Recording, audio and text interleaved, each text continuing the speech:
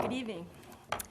I'd like to call the Board of Education meeting for Wednesday, August 23rd, 2017 to order. Can we have a roll call, please, Mr. Alexandrovich? Yes. Mrs. Witkowski. Here. Mr. Nielsen. Here. Mrs. Evans. Here. Mr. Lewis. Here. I am here, and at this point, Mrs. Larson and Mr. Gamble are not here. Thank you. The meeting has been properly posted. Please rise and join us for the Pledge of Allegiance. I pledge allegiance to the flag of the United States of America and to the republic for which it stands, one nation, under God, indivisible, with liberty and justice for all. Thank you. Item 3 is approval of the agenda. Do I hear a motion to approve the agenda? So moved. Motion by Mr. Lewis. Is there a second? Second. Second by Mrs. Witkowski. Is there any discussion? Hearing none, all those in favor say aye. Aye. Opposed? Abstention, motion carries. Item 4 is community comment. Is there any community comment today? Hearing none, we'll move on to item 5, consent agenda. Would any board member like to remove an item from the consent agenda? Hearing none, do I have a motion to approve the consent agenda? So moved. Motion by Mrs. Witkowski. Is there a second? Second. Second by Mr. Nielsen. All those in favor say aye. Aye. Opposed? Motion carries. Item 6 is school board announcements. Any announcements? First, I'd like to welcome Mrs. Valley Ellihausen to the board table tonight. It's her first official meeting, so welcome.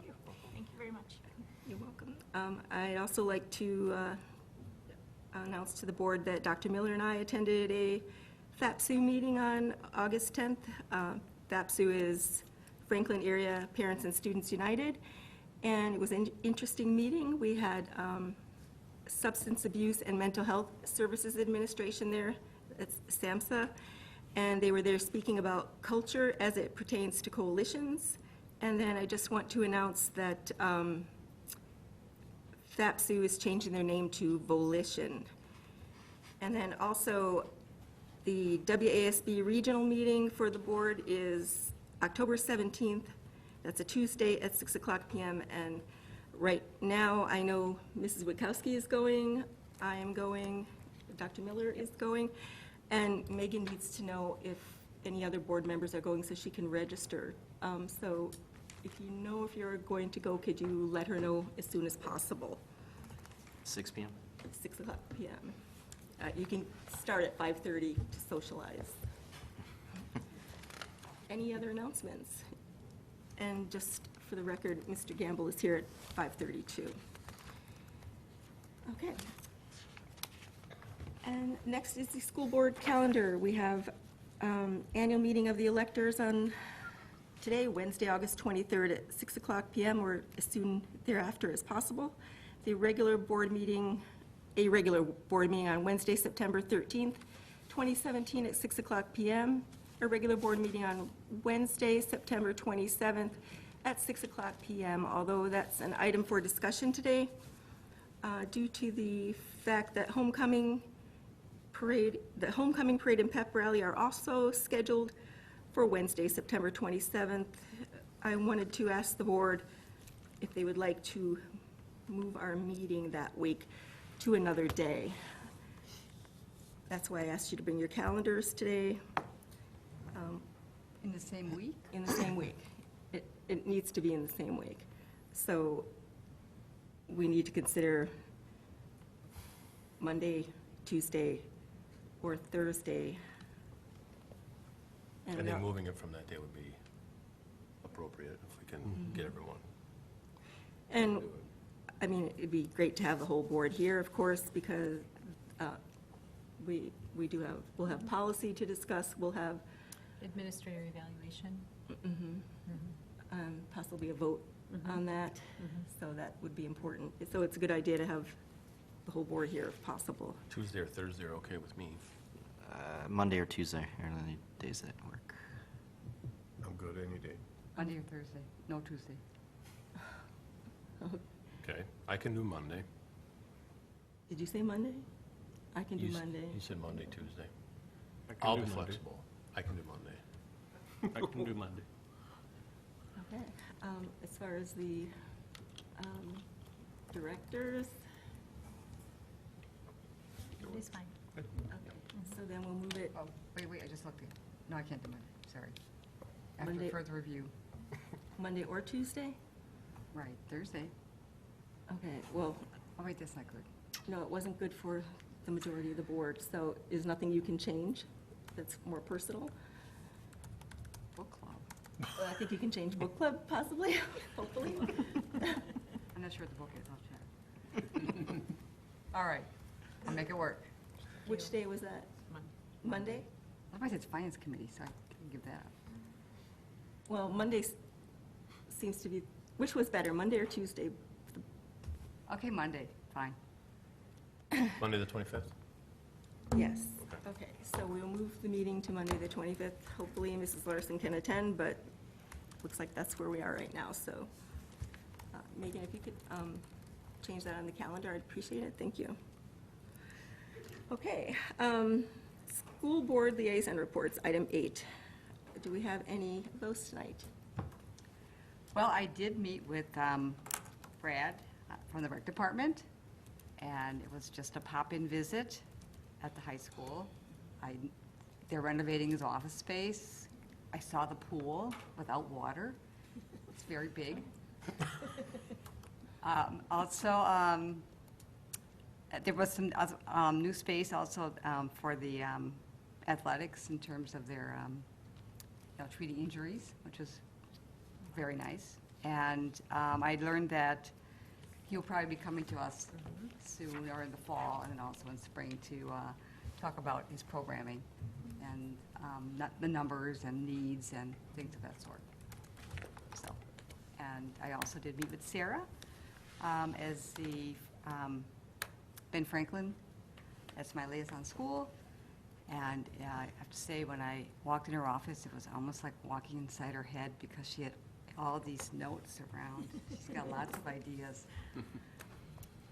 So I'm excited to actually be there tomorrow night when the PTO was also going to be hosting the event. So that was my activity.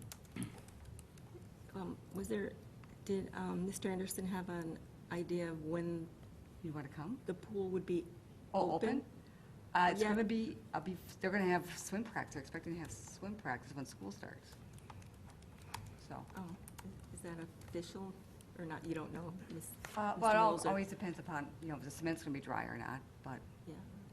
it looked like it was possible. We were targeting the 5th. Right. So it's going to be right into the That's wire. good news. Yep. Thank you. Any other liaison reports? Thank you. Okay, item 9, reports and presentations. 9A, introductions of our new building administrators. Dr. Bill? So I'm delighted to have our new administrators perhaps come forward and sit at the table, and they're just going to take a couple of minutes to share a little bit about their background and why they're here in Franklin, actually. We'll start with Mr. Hine first, and then Mr. Volo will be second, and then Ms. Edbauer will be third. So I'll turn it over to them to chat with you a little bit. Welcome.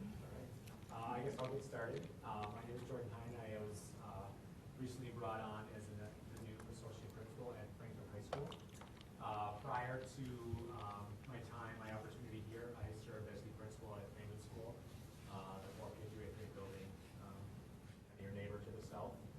And prior to that, I was a high school phy ed and health teacher at Union Grove High School. So all within the area. Definitely looking forward to joining the group, the gentleman that sits beside me and the group leaders that sit behind me, and working with you to make this a better learning community and a better community for everyone involved. A couple of things that I'm really particularly looking forward to is helping to build a strong culture of lead learners for our teachers, and also looking for creative and unique ways to engage our students, both inside the school and outside in the community as well. So thank you for the opportunity to speak tonight, and I'm looking forward to working in FPS. Thank you. And can I ask everyone to make sure they use their microphones tonight, because we have a guest in the audience that likes that. No, that's okay. Thank you. Questions for Mr. Hine? What about this? I'm also just going to say that if you wanted to move the board meeting to the high school on the Wednesday of homecoming week, we would welcome the, energy, and you could then participate in the events or along with us, which we do it anyway. I'm just saying, if you really want to do that, we'd be open to that. Homecoming place. So, I'm really thankful to be here. My experience, I'm not from the area immediately. I grew up in Port Washington, went to college at UW Green Bay, taught at Seymour Community High School, Calrain School District the last 13 years as an educator in social studies, as an associate principal and a director of learning for social studies. And each place I've been along that way has been a home and a family. And what Franklin made me excited about was the opportunity to break new ground with a community of learners, do it together, and take this place, which has a great reputation, has a lot to be proud of, but to approach that every day and be proud and move forward together. And I'm really excited this year to continue to look at how our kids are ready for what's next. What are they going to do to demonstrate that, and really energize and work with a great staff who can be better together, I think, and just keep moving forward. So every day we can be better than the day before, and I'm super excited. And there is a great team behind me, and everyone I've worked with, every single person in this room who I've met and talked to has been helpful, has been generous with their time, and I can't say enough about how great everybody's been. Yet to have one experience that would make me regret what I've done, in fact, it's affirmed it every single day. And please stop by, say hi, walk to school, see us, meet us, because I'm excited to learn about you and learn more about Franklin. So, that's all I have. And I live in Miami Falls. I have 2 kids. Jordan, you have a family too. Not the same family. I'm not going to say anything about Miami Falls versus Franklin and say baseball for me. So, excited to be here. Thank you. Welcome. That's a really great group of people to follow. I wish I had gone first now. We were joking about that before. I'm Sarah Edbauer, and I'm the principal at Ben Franklin Elementary. I'm really excited to be in Franklin, one, because this is my first administrative position, so I'm ridiculously thankful and grateful that you guys have enough faith in me, coming straight from teaching to being an administrator, and I'm really looking forward to that, and I appreciate that. Let's see. I'm originally from the UP. I'm from Iron Mountain, Michigan, and I went to school at UW Oshkosh and then taught for 6 years in Fond du Lac. During that 6-year time, I started the Fond du Lac STEM Academy, which is their first charter school. It's a 3-5 project-based school, so I have a pretty strong background in project-based inquiry and personalized learning. After that, I started grad school at UW and then taught in Middleton for the last 3 years. I've taught every grade, I think 4K, including student teaching, to 6th, except for 2nd. So that's probably tells you a little bit about my elementary experience. And like these wonderful gentlemen said, I'm really thankful to be here with everybody. I've had an amazing amount of support. I'm so thrilled to work with all of the people next to me and behind me and around me, and this is going to be fantastic. I'm looking forward to working in Franklin most because you can just tell we're like on the precipice of continuing greatness, but starting more greatness. And I don't know how to better express that than this way specifically.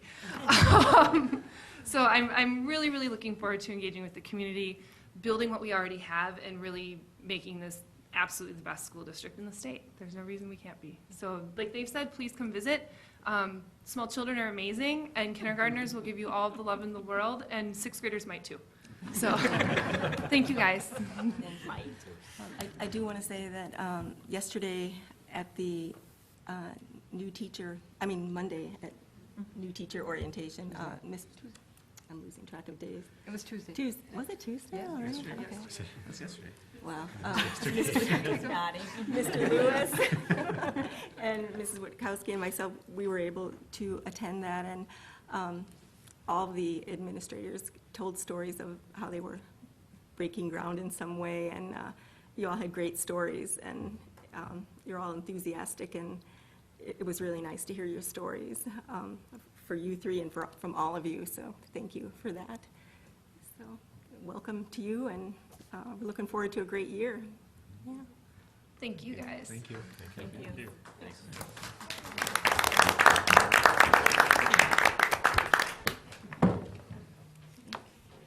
Uh, 9B is the Pupil Services Report, Seclusion and Restraint Report. And Mrs. Freeman. Yes, okay, so I have given everyone at the board table a handout. It's also in board documents, both a descriptor as well as the data on seclusion and restraint is used in the district.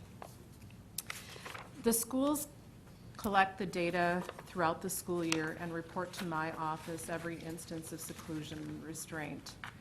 Parents are notified of use of seclusion and/or restraint within 24 hours of the event. Typically, I'm guessing it's probably within minutes or hours of the event. And then that data is collected by the district. And the data is used for the purpose of looking for trends among students, as well as trends in classrooms or in particular schools, for the purpose of planning interventions so we can proactively address any student issues that may develop and put in appropriate interventions to decrease the need to use measures such as seclusion and restraint. So this is part of my annual report to the board, which is required by Act 125, giving you the data as required by law. And I just want to point out that we've had a 18.6 reduction in the number of restraints from last year to this year, and a 27.5 decrease in the number of seclusions when compared to last year's data. So our numbers are moving in the right direction. So are there any questions about the data or the use of seclusion restraint in our district? Well, what would you attribute that reduction to? Because I tend to compare them year to year myself, but I never really look for reductions because the children are just all, so they have their own needs. And are there any mental health issues involved in this also? Usually we look at students with disabilities. There usually seems to be one or two in a certain school that have more issues. And then looking at Franklin High School last year and this year, we have none from year to year, which I don't understand that, why we have none, which I'm not looking for any. So that's a good thing. They're too big, or? Well, I think in terms of looking at the numbers and reduction, one of the things that we look for and that I was really pleased to see is that we had a spike in use of seclusion restraint at one of our elementary schools. And this year there was a rather significant decrease. There were 36 instances where students had to be restrained the year prior and now 13 this year, which to me speaks to that the interventions that we're putting in place for the students involved really has been effective. And you're right, I think that the numbers can vary from year to year as new students move in or new situations develop, and it is very dependent upon a student's mental and emotional state. So what we're really trying to do, though, is to, identify schools where there may be, students that are in crisis more often, and then putting in resources. So at Countrydale this past year, we had a lot of focused training with teachers that were working with the students that we knew were likely to require seclusion restraint, gave them some additional tools to proactively address behavior, and then saw a nice decrease in the numbers. So that'll be something that we continue to do on an ongoing basis. That's good to hear, that they're getting additional training. Yeah, it's a big part of what we're doing. In fact, this Friday, we're training our new special education teachers, and then next week, when the teachers come back, we're doing refresher training for those who need to recertify part of their nonviolent crisis intervention prevention training. On the same point, why is Southwood Glen such an outlier? In this particular year, just individual students with high needs. That happens from time to time. It wasn't that way last year. It was, a couple of students that really drove up the numbers. But that does speak to the need to do some more focused work to support, these individual students moving forward. Yeah, I mean, overall, I guess it's just a bit concerning if we see the drastic reduction in Country Dale and we see Right. the opposite occurring at Southwood Glen, or at least not the opposite, but a similar notion in the reverse situation. What can specifically be done at Southwood Glen that has been implemented in the other schools? Each case, and it's difficult for me to talk about the specifics because I obviously have to protect student confidentiality because we're talking about a rather small number of students. But in each case, the students or the staff responds to individual student crises and needs.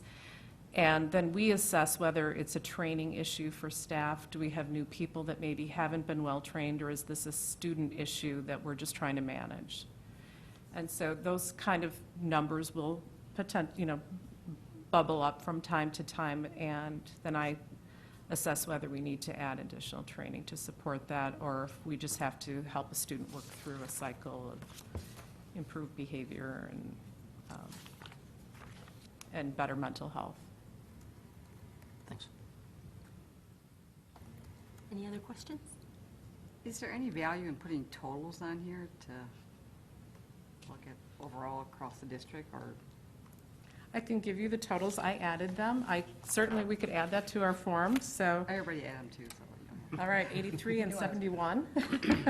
But wouldn't that be easier just to include it? This is a form that's been used for long before I've been here, but I don't see any harm in doing it because I did just what you did. I had to add it up. If I could just indicate, however, that, if you look at the number of students who were restrained at Southwood Glen, there were 4.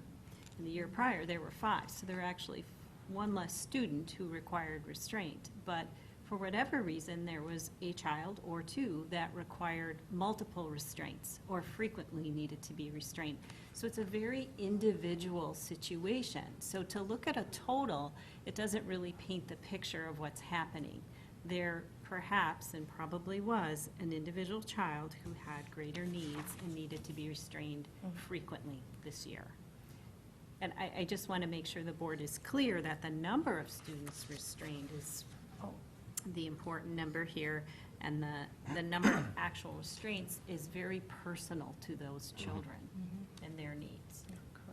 The total number, when I look at this sort of in terms of planning, I think it's important to say, are we seeing overall district-wide something that is growing and increasing, or are we able to, see that, that the use of this is different, but it's true. Like if next year, for example, we could see that there was a, dramatic increase, it really is a student-specific issue because we're talking about a very small number of children that are involved in this. And to Dr. Miller's point, I think that the important thing is that we're not seeing this use widespread on many, many children. It's just specific students in crisis. I think it's a good point. The nature of this data is much more qualitative for the types of solutions or Correct. resolutions to these issues versus a quantitative, number of students in a school. Do we have situations where restraints and seclusions are used concurrently or as the same? And they're reported separately. Okay. Yes. Any other questions? Thank you very much. Well, Item 9C, District Administrative Evaluation Ad Hoc Committee Update. Mr. Gamble. Yes, we did have our first meeting on the 15th. We made good progress as far as finding other very good surveys and evaluations that are out there that could be benchmark worthy, and still some more review and homework to do. And we have our next meeting on the 19th.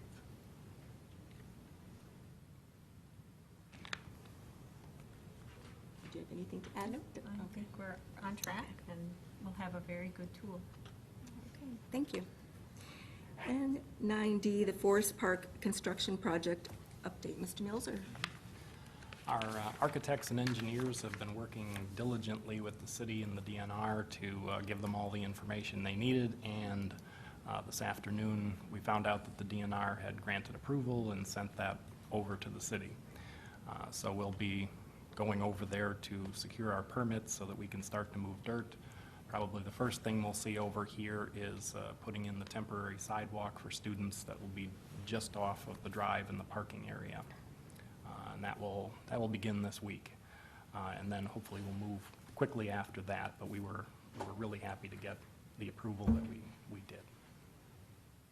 So does that mean the Army Corps of Engineers they got back to us and did their thing, or we can move forward just with the DNR approval and the city That's approval? what we're seeing. Apparently, the Army Corps doesn't always give a separate approval. Sometimes they just give feedback to the DNR if it's not right next to a navigable stream.